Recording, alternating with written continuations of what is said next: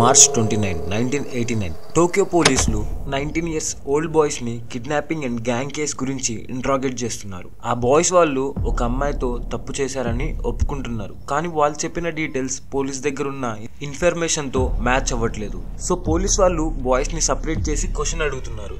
Separate గా అడిగిన వాళ్ళు చెప్పిన స్టేట్మెంట్ ఆల్మోస్ట్ సేమ్ గా ఉంటున్నాయి. అంటే వాళ్ళు నిజం చెప్తున్నారు. కానీ పోలీస్ ఇన్వెస్టిగేట్ చేస్తున్న కేసు గురించి అయితే కాదు, వేరే కేసు గురించి. పోలీస్ బాయ్స్ ని ఆ కేసు గురించి ఇంకా డీటెయిల్స్ అడుగుతారు. అప్పుడు తెలుస్తుంది వాళ్ళు ఒక అమ్మాయిని చంపారు అని. చంపడమే కాదు, ఆ అమ్మాయిని చంపి 55 gallon డ్రమ్లో వేసి కాంక్రీట్తో ఫిల్ చేశారు. వకాసు అనే కన్స్ట్రక్షన్ సైట్లో డంప్ చేశారు అని.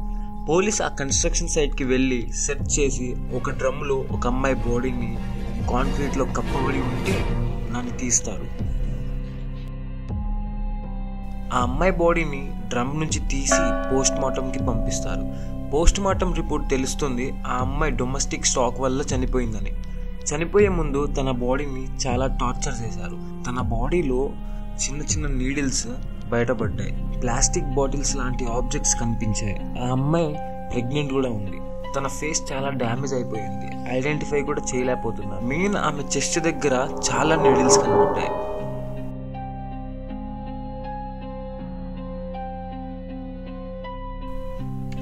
ఈ కేస్ హ్యూమన్ హిస్టరీలోనే one of the most disturbing కేసులో ఒకటి. ఈ కేస్ జపాన్లో మినోటా సిటీలో స్టార్ట్ అయింది. 17 years ఓల్డ్ జుంకో ఫురోటా తన పేరెంట్స్ యంగర్ బ్రదర్తో మినోటాలో ఉంటుంది. ఆమె యాషియో మినామి హై స్కూల్లో చదువుతుంది. ఆమె ప్లాస్టిక్ మోల్డింగ్ ఫ్యాక్టరీలో పార్ట్ టైం కూడా చేస్తుంది. తన గ్రాడ్యుయేషన్ ట్రిప్ కోసం మనీ కలెక్ట్ చేయడానికి. జుంకో చాలా బ్యూటిఫుల్ ఉంటుంది. ఆమె అకాడమిక్స్ కూడా చాలా మంచిగా ఉన్నాయి. స్కూల్లో బాయ్స్ తన వెనక అట్రాక్ట్ అవుతారు. జుంకో స్కూల్లో డ్రీమ్ గర్ల్ లాంటి ఒక అమ్మాయి. ఆ స్కూల్లో ఒక 4 boys గ్రూప్ ఉంది. వాళ్ళు స్కూల్ నుంచి డ్రాప్ చేశారు, కానీ అప్పుడప్పుడు స్కూల్కి వస్తారు. స్కూల్కి వచ్చి స్టూడెంట్స్ని ర్యాగింగ్ చేస్తారు. వాళ్ళు లోకల్ గ్యాంగ్స్టర్స్తో లింక్ పెట్టుకున్నారు. సో అందరికీ వాళ్ళంటే చాలా భయం. ఆ గ్రూప్లో హిరోషి మియానో 18 years, జో ఒగురా 17 years, Sinji Minato 16 years, ఎషుషి వటనాబే 17 years ఉన్నారు. హిరోషికి జుంకో అంటే చాలా ఇష్టం. ఒకసారి ప్రపోజ్ చేశారు, కానీ జుంకో చాలా పొలైట్గా రిజెక్ట్ చేసింది. హిరోషికి ఈ రిజెక్షన్ అస్సలు నచ్చలేదు. హిరోషికి చాలా కోపం వచ్చింది. నవంబర్ 25, 1988 జుంకో తన పార్ట్ టైం జాబ్ అయిపోయాక సైకిల్తో ఇంటికి వెళ్తుంది. అలా వెళ్తుంటే హిరోషి సింజి ఆమెను చూస్తారు. సో హిరోషి సింజి తన సైకిల్ ని కొడతారు. జుంకో పడిపోయిద్ది. హిరోషి హెల్ప్ చేయడానికి వచ్చాడు. సో తన స్కూల్ ఫ్రెండ్ అని జుంకోకి తెలుసు. సో ఆమె హెల్ప్ తీసుకుంటుంది. కానీ హిరోషి ఆమెని హోటల్కి తీసుకెళ్తాడు. అక్కడ భయపెట్టి తన పేరెంట్స్ని చంపేస్తాను అని బ్లాక్మెయిల్ చేస్తాడు. ఆ రాత్రి హిరోషి జుంకోతో చాలా తప్పు పనులు చేస్తాడు. తర్వాత తన ఫ్రెండ్స్ సింజి మిగిలిన వాళ్ళని పిలిచాడు. వాళ్ళు కూడా జుంకోతో తప్పు చేస్తారు. ముందు వాళ్ళు జుంకోని వదిలేసి వెళ్ళాలని అనుకున్నారు, కానీ జుంకో పోలీస్కి చెప్తుందని భయపడి వదలకుండా తనని టార్చర్ చేయడం కంటిన్యూ చేశారు. నవంబర్ 25, 1988 నుంచి జనవరి 4, 1988 వరకు 44 days జుంకోని టార్చర్ చేస్తారు. స్టార్టింగ్లో వాళ్ళు తనతో ఫిజికల్, సెక్సువల్ అబ్యూస్ చేశారు. తర్వాత ఇంకా చాలామంది ఫ్రెండ్స్ని పిలిచి జుంకోని అబ్యూస్ చేయించారు.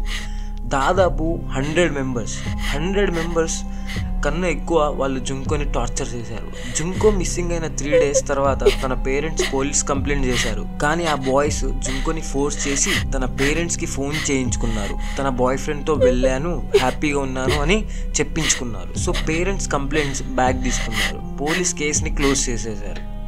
రోజు వాళ్ళు జుంకోని డిఫరెంట్ వేలో టార్చర్ చేసేవాళ్ళు. మొత్తం వెతికేవాళ్ళు ఇంకెట్లా టార్చర్ చేయొచ్చు ఒక మనిషిని అని. తన క్లాత్స్ తీసేసి ఆబ్జెక్ట్స్ ఇన్సెట్ చేసేవారు. ప్రతిరోజు ఆమెని కొత్త టార్చర్ టెక్నిక్తో టార్చర్ చేసేవాళ్ళు. ఫుడ్ అస్సలు ఇచ్చేవారే కాదు. డిసెంబర్లో జుంకో ఎస్కేప్ చేయడానికి ట్రై చేసింది, కానీ పట్టుకున్నారు. పనిష్మెంట్గా హెవీ డంబుల్స్తో తన లెగ్ మీద కొట్టేవారు. సో దాంతో ఆమె లెగ్స్ ఇరిగిపోయాయి. జస్ట్ ఇమాజిన్, చాలా డేస్ నుంచి ఫుడ్ తీసుకోవట్లేదు. అసలే ఆమె ఇమ్యూన్ సిస్టమ్ అట్లే బ్రేక్ అయిపోయింది. మంచి నిద్ర లేదు. ఆమె వాష్రూమ్ వెళ్ళాలన్నా పాక్కొని వెళ్ళేది. ఆమె సిచ్యువేషన్ జస్ట్ ఇమాజిన్. మీరు ఒకసారి మిమ్మల్ని ఆ సిచ్యువేషన్లో పెట్టి ఇమాజిన్ చేసుకోండి అసలు ఎట్లుంటుందా అని. వాళ్ళు జుంకో బాడీ మీద హాట్ వ్యాక్స్, లైటర్ ఫ్లూయిడ్ పోసి బర్న్ చేసేవారు.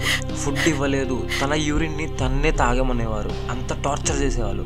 తన ఇమ్యూని సిస్టమ్ అయితే ఎంత వీక్ అయిపోయిందంటే వూండ్స్ అస్సలు హీల్ కాలేకపోయాయి. ఆమె కండిషన్ అసలు చాలా వర్స్ అయిపోయింది. కానీ టార్చర్ ఆపలేదు. జనవరి 4, 1989 హిరోషి గ్యాంబ్లింగ్లో మనీ ఓడిపోయాడు. కోపంతో జుంకోని ఇంకా టార్చర్ చేశాడు. ఆ రాత్రి 10 o'clockకి జుంకో చనిపోయింది.